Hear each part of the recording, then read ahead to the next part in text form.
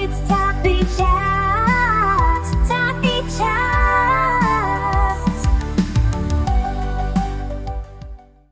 Hi, everybody, and welcome to a Tappy Chats, my first ever podcast with my first ever guest today. I'm very excited and a little bit nervous, so I'm probably going to talk 100 miles an hour. But basically, I am Alex. I run Tappy Toes in Forest Hill, and for the last 5 years, since I've been a mum and a dance teacher and working with little people, I've met a lot of amazing people along the way, educators, early years developers, all sorts of people to do with all things tiny people. And I thought it'd be nice to switch the focus onto parents, carers, everyone that's in the trenches at the moment, fighting their way through it. We got you, and we're here to just give you a little bit of chat, maybe a bit of insight, maybe the odd laugh as my set falls down. It's all a little bit budget. If you're expecting polished, it's not going to happen because I'm a mum, frankly, and I got to fit this in before the school run. But I just want to reach out. So every week, I'm going to have a new sparkly guest to come and chat with me and tell me all about themselves and how we can help you in some way navigate this amazing and often wild ride that's parenthood. So, with that in mind, drum roll. If you've already sat through my theme tune, I do apologise for that. I will work on it. My first guest today, I met relatively recently, actually. She's also an Alex, which is fabulous, and I feel that's just cosmic for today. And she runs the amazing Baby Talk. I'm going to let her talk all about that.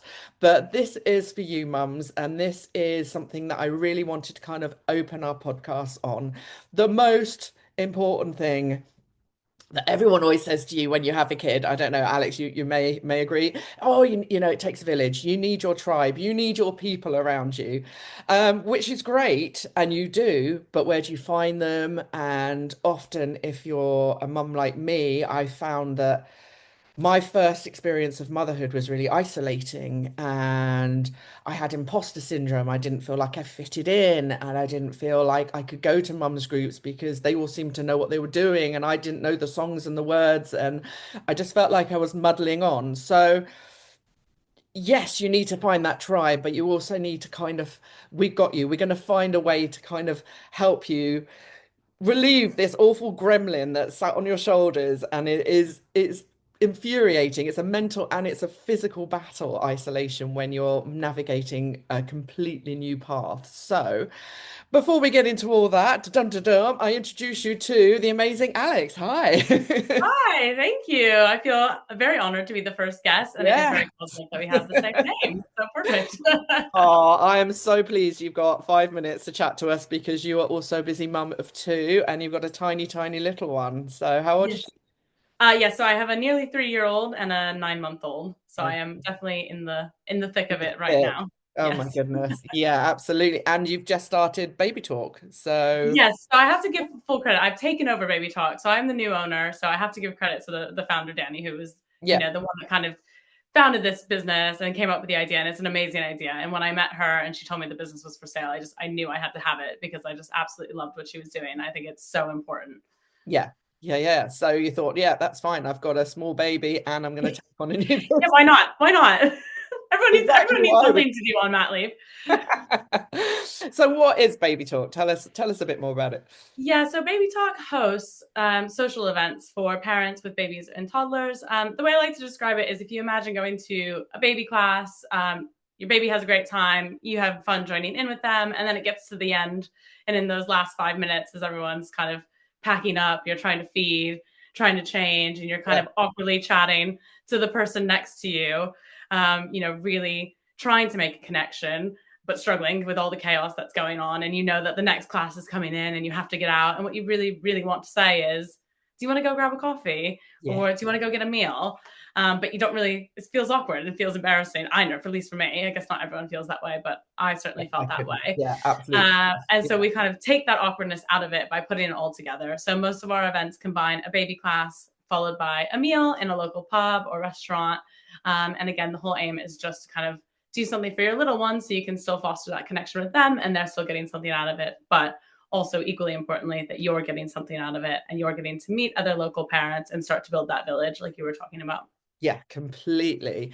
And I've done a couple of classes for you now, which have been lovely because the groups they're not too big, they're kind of relatively small, so you do kind of get that personal feeling. And I remember the last one you even had sort of some childcare experts in to kind of like some nannies to help, so you could just have a little moment and actually eat your meal when it's hot rather Yeah. than have that glass of wine without kind of being like, oh, I'm the one that's, got to deal with another punami and oh, my baby won't settle. Which is just incredible. And you've been all over sort of the south, Yes, yeah. So southeast, southwest. it started all in the southwest and Surrey, and now since I'm southeast based, I'm growing it kind of in the southeast. I've just done my first one way north in Islington this week, actually, which was amazing.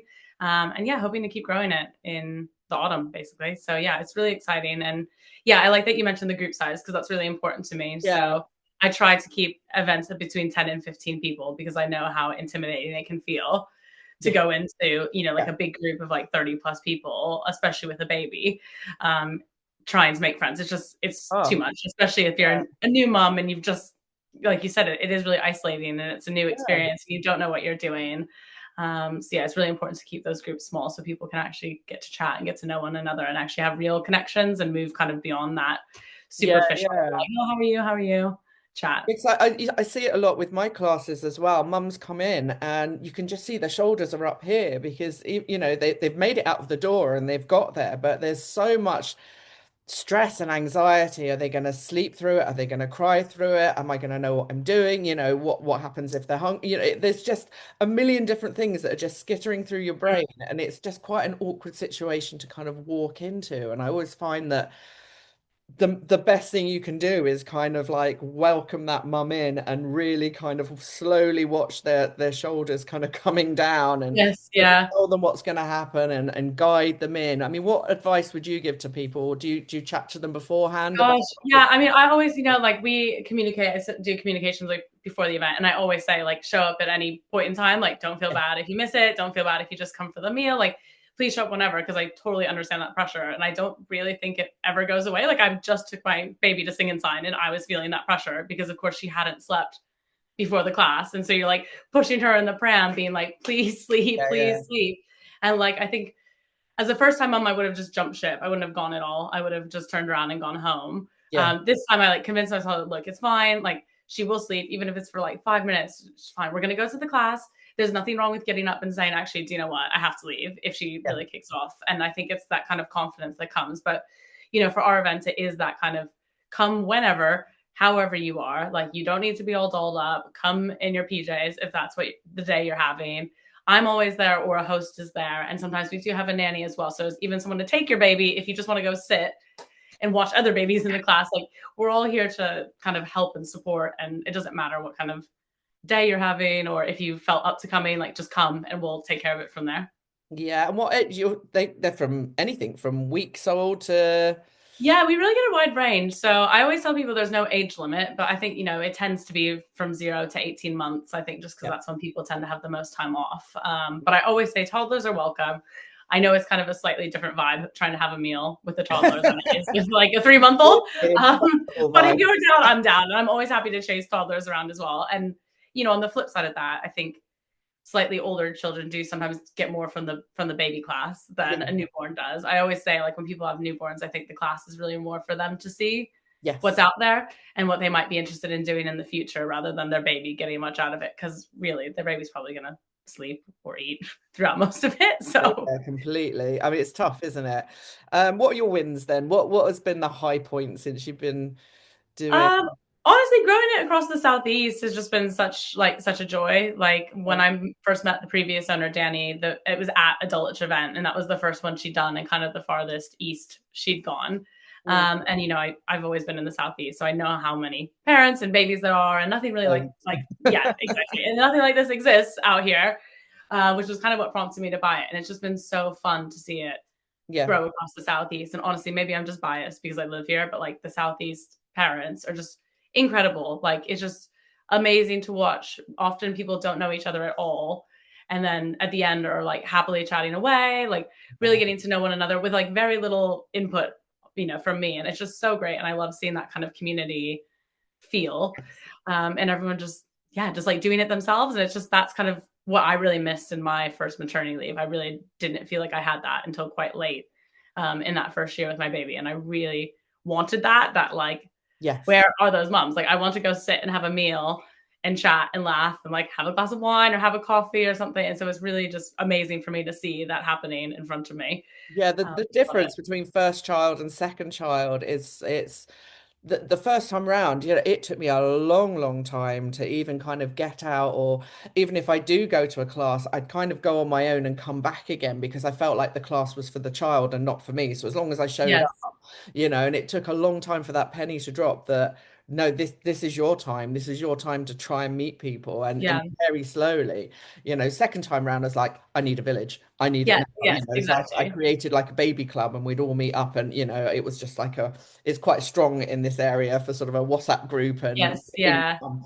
Um, yeah, so yeah, second time around it's a different challenge because you're juggling too. yes, yeah, And yeah, you're in the thick of that right now, and it's a lot harder, I find, to capture that newborn fuzz that you're meant to have when you're yes. There's a lot taking. more logistics to manage. Oh, Yeah, yeah, exactly. And like you, I worked through my second child because, you know, that's what you do when you're self-employed and you're busy anyway, you know, so you don't take that time. But yeah, 100% less of a struggle because you know what you need. Gosh, it's tough. yeah, it is. But I definitely, I think I've talked about this on the Baby Talk Instagram before. I think I was kind of sold this dream with my first about the NCT group, and Yeah, that the NCT group was going to be your best friends for life. And you know, I remember one of my colleagues when I was teaching was telling me that her and her NCT group are still best friends. You know, 20 years later, the kids are off to uni and they're yeah, having a big party to celebrate their kids going to uni. And I feel like there was this real narrative. And again, you know, I'm American, so coming into the British system and everyone being like, NCT is the thing. And, yeah, you know, my group was, everyone in my group was nice. I had nothing against my group, but we just weren't, it just wasn't social. And it was kind of coming out of COVID. So people were really spread out.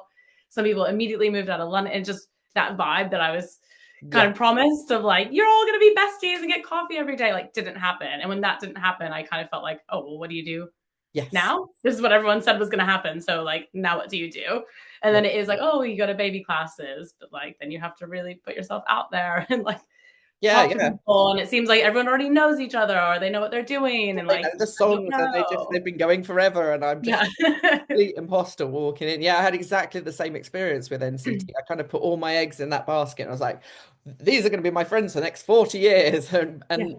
you know, classically, COVID kind of happened, and a lot of people moved because it changes your life so much. You've gone from your working life, and suddenly you're at home, and you start to reevaluate a little bit. And a lot of people moved away, so we were very much like, oh right, okay, who's left? Yeah. And Yeah. yeah, we've kind of fought through that early few months, and now this is the tough bit. I call it like the fifth trimester when you're kind of like, Yes. okay, Yeah.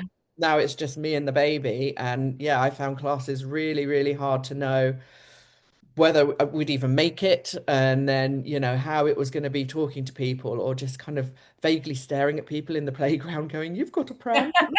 I don't know what to say. It's yeah, it's mega tough. Do they follow up then? Do you find that they come to more, or they? Yeah, so some people kind of are repeats and like will come back, which is always really lovely. And then sometimes you get just like a fresh group. And it really depends. Yeah, And you know, I will say like I think what I find tricky, and I try to like talk to people about this, is baby talk. Like I do everything I can to facilitate and make it as easy as possible. It yeah, is still scary, and there is still that kind of leap of faith you have to take to talk to people. yeah, yeah, And that's like the one, you know, the dynamic that I'm always conscious of, and I'm always looking to improve. And that's what I'm always talking to customers about. Is like at the end of the day, you will still have to do a bit of that yeah. scary, hey, like, what's your name? And like start that chat. And I think that's intimidating no matter what. And I guess the aim of Baby Talk is just to remove as many barriers as possible to Start with make a that as class, so easy. you've got an It's still gonna, activity. Yeah, yeah, completely, and it involves wine as well. So yeah. yeah, I'm completely on board with that. How's it been parenting and running it as well? Have you taken a little one to? It's chaos. Oh, well, I have to say, I'm very, very grateful. My husband has had an extended paternity leave, which is why I've been able to do this in the first place. Like, I wouldn't have taken this on probably if he'd been working. It would just Yeah, be too much. So I'm very grateful that he is actually doing the bulk of my childcare for me while I'm working. But it's been amazing. I think all men should have to do this because it's just Yeah. completely changed everything. It's Yeah. changed like the children's relationship with him. It's changed our relationship. It's changed his understanding of parenting. Yes. Like it's been completely different going from my experience or our experience with our first Yeah. to this time around. Like it's completely changed everything. So I'm very grateful to have him.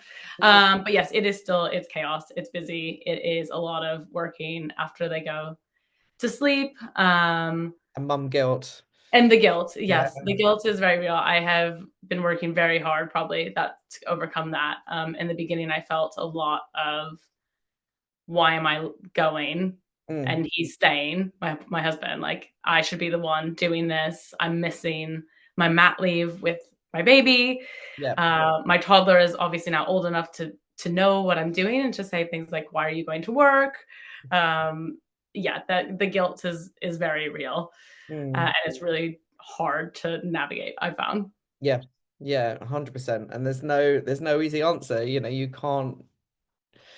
can't split yourself, but at the same No. time, yeah, I find that I need to do this in order to be a better parent. Sometimes I need to do something for me and then Yes. come in and be present for them. Yes. You know, Yeah, I saw something online that actually kind of changed my way of thinking about it, which was someone older talking about how when they were like a child that they had a stay-at-home mm, mom who was like fully dedicated to like that was kind of all she did. And that I love stay-at-home moms. This is not a like critique of stay-at-home moms. It was just someone's opinion or like personal experience.